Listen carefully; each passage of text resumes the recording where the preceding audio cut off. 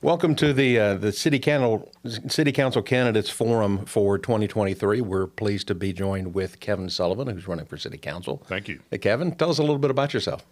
So I am I own a financial services company in Mooresville. I have a business partner, and we have offices in Mooresville. And we have offices in High Point, and I also have an office of all places in Scottsdale, Arizona.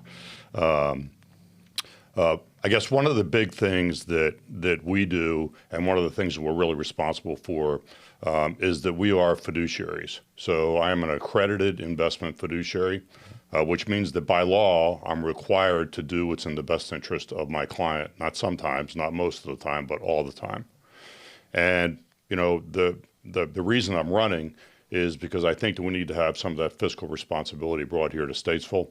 It's my belief that Statesville is going to be a very, very growing city.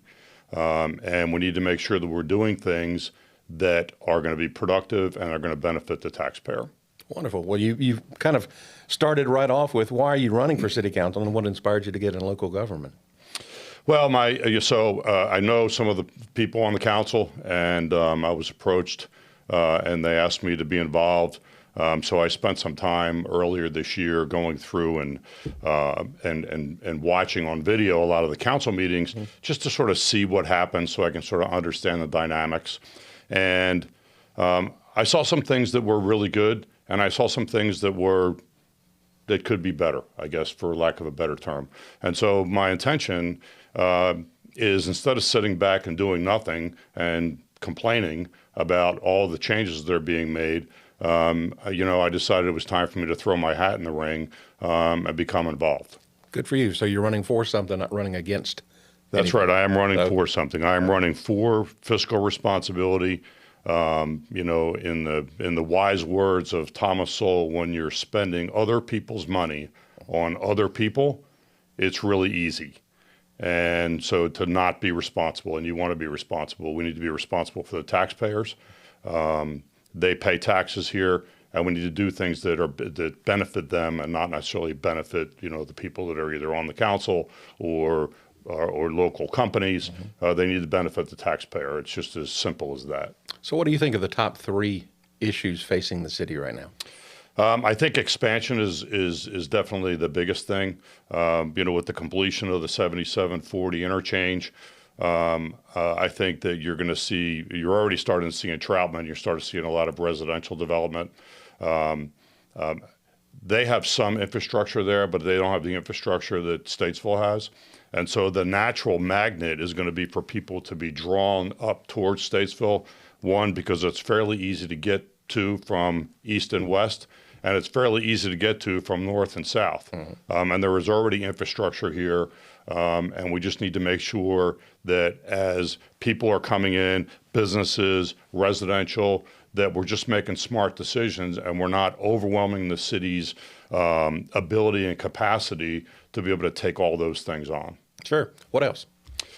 Well, I mean, as I said with my quote with Thomas Sowell, I think that the biggest thing is it's very easy to not make good decisions or sort of rush through decisions when it's not your money that's being spent. It's what do we want, how do we pay for it, and how do we benefit from it? Whether that benefit is quantitative, meaning that there's some monetary reward for an investment that we make, or whether it's qualitative because there is some other type of a reward that goes back to the community. We need to find value in the things that we're doing. I'm a believer that if you take care of the pennies, the dollars take care of themselves. And we need to start taking care of the pennies, because from some of the things that I've seen, I don't think we do that as well as we should. And we're going to get bigger. And before we start getting bigger, we need to have processes, and we need to have procedures in place that as this city grows, that we have the ability to control all of that, and that we're making good, smart, sound decisions for the people that are paying taxes here. Sure. As a council member, of course, your responsibility is the entire city and the constituents there, but you're running from Ward 1. What's the number one priority in Ward 1? What's the biggest issue? I think the biggest issue for Ward 1 is out on the Ward 1 side of the city, there is a lot of vacant land I can see developments being placed there or infrastructure being placed there. And again, I just think we need to be fiscally responsible, not only for Ward 1. I mean, look, I'm running for Ward 1, but the fact of the matter is that that's really not what my sole responsibility is. My responsibility is to everybody here. The fact that I live in Ward 1 just means that I need to appeal to the voters in Ward 1 in order to win the seat, from my perspective. So I don't really think that it's I don't want to be siloed into, well, I'm just there to represent Ward 1, because that's really not what I'm there for. I'm there to represent everything that's happening in the city, whether it affects Ward 1 or whether it doesn't affect Ward 1. Okay. What strategies do you have for promoting economic development and job growth in the city? Yeah, so that's a good question. I think that when any company that is going to come in here and bring industry or jobs, they all have due diligence processes. Okay, and so they've all got teams of people that come in and do a lot of due diligence. Hey, what's going to happen when we come here? What's the tax base look like? How do we impact the community? What are the things that are going to be beneficial to us? What are the things that are going to be beneficial to the community? We need to take that same responsibility. We can't just make decisions on a whim about things that are expanding in this community. We just can't do that. If this community is going to grow, which I think in the next 5 years, the city of Statesville is going to explode. I mean, I just do. And so we've got to start when we are relatively small, get structure, get processes in place so that when those things happen, when those industries come in and they want to sit down and talk to us, we are organized. We provide a very cohesive message to them, and then they're going to want to be here because they're going to have a city council that cooperates with them. They're going to be cooperating with us, and everybody in the city ends up benefiting from that. Sure.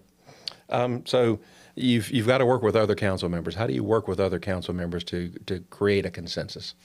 Well, I mean, I think that there's a lot of ways. That one, you have to listen to what people have to say. So that's probably the number one thing.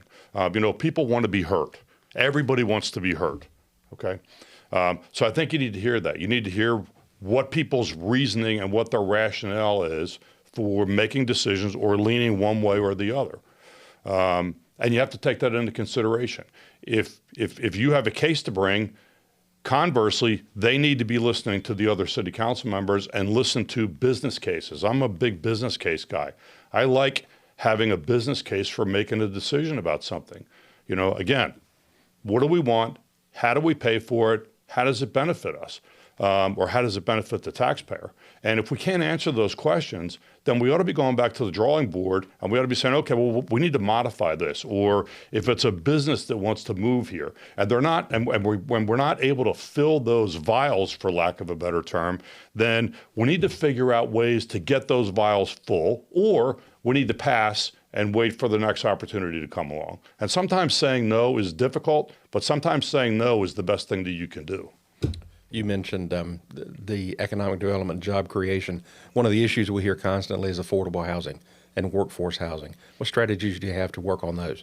Well, I mean, I think that any industry that's going to come here is going to bring jobs that are going to bring people affordable housing. Okay, so I think that just from a psychological point of view, we don't want to give people housing. I mean, there are people that you have to help with their housing situation. But the fact is that when people work, they have pride. And when people have pride, they're more apt to work harder to get more things, to be able to do more things for themselves and for their families. So I think the people need to be able to work and be able to produce. And we need to be able to portray that off to industry so that we're drawing the industry that's going to bring those types of jobs to Statesville. Sure. Well, in the last few minutes that we have left, what would you like to tell the voters? Well, so as I started with my accredited investment fiduciary credential, as a fiduciary, I have a responsibility to do what's in the best interest of my clients. If I'm on the city council, I'll do what's in the best interest of this city. That is my commitment to you. If I don't do what's in the best interest of this city, then you ought to ask me to step down from the council. So it's pretty straightforward for me. I'm very pragmatic about my decision-making processes.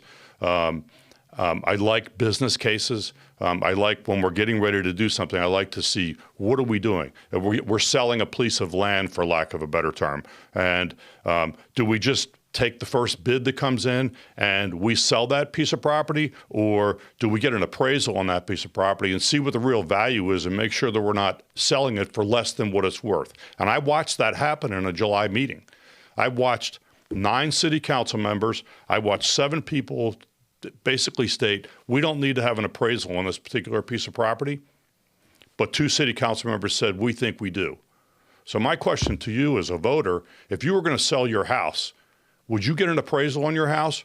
Or would you just take the first bid that came along, whether it was high, low, or right on the money, that you don't even know?